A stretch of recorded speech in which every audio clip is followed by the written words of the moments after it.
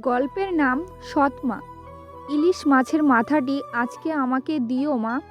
না, এই মাথা সুজন খাবে। সুজন তো প্রতিবারই খায়। আজকে আমাকে একটু খেতে দাও না মা, প্লিজ প্লিজ। বললাম না এটা সুজন খাবে। এত কথা বলিস কেন? হ্যাঁ, বেশি কথা বললে ভাত দেবো না। মা, শুধুমাত্র আজকেই খেতে দাও, আর কখনো চাইবি না।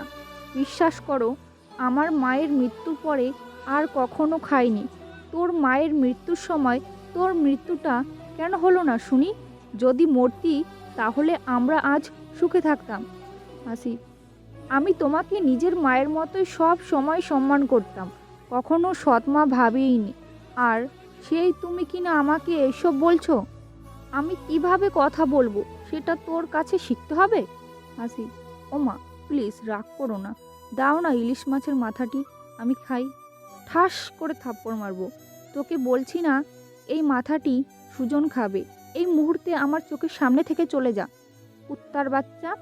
এরপরে হাসিব সেখান থেকে নিজের রুমে চলে আসে এবং মায়ের একটি ছবি বের করে কান্না করতে থাকে আর বলে, হাসিব, মা, ও মা, কেন ছেড়ে গেলে তোমার এই সন্তানটি পৃথিবীতে রেখে? আমাকেও তোমার সঙ্গে নিয়ে যাইতে ওই দূরে আকাশে। জানো মা, যেই বাবা আমাকে না দেখলে খাইতো না, সে বাবা এখন কোনো খবর নেয় না, দিনের পর দিন চলে যায়।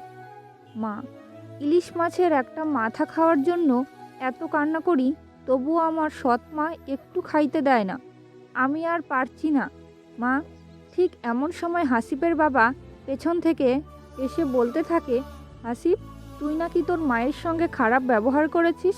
হাসিব, না বাবা, খারাপ ব্যবহার করি নাই, শুধু ইলিশ মাছের মাথাটি আজকে খাইতে চেয়েছি। আবার মিথ্যা বলিস? হাসিব, সত্যি বলতেছি বাবা, আমাকে বিশ্বাস করো।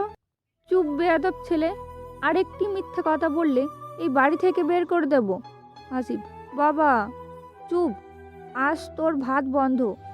এই রেহানা, আজকে হাসিবকে ভাত খাইতে দিবা না, এইটা ওর শাস্তি। কথাটা বললেই হাসিবের বাবা হনহন করে চলে যায়। যা দেখে হাসিব কথা বলার ভাষা হারিয়ে ফেলে। আসলেই সৎমাগুলো এমনই হয়, কখনো পর সন্তানটি আপন করে নিতে পারে না। আবার কিছু সৎমা আছে যারা নিজের মায়ের থেকেও বেশি ভালোবাসে, মায়ের মৃত্যুর পরে বাবারও পর হয়ে যায়। তো গল্পটা কেমন লাগলো প্লিজ কমেন্টে জানিও।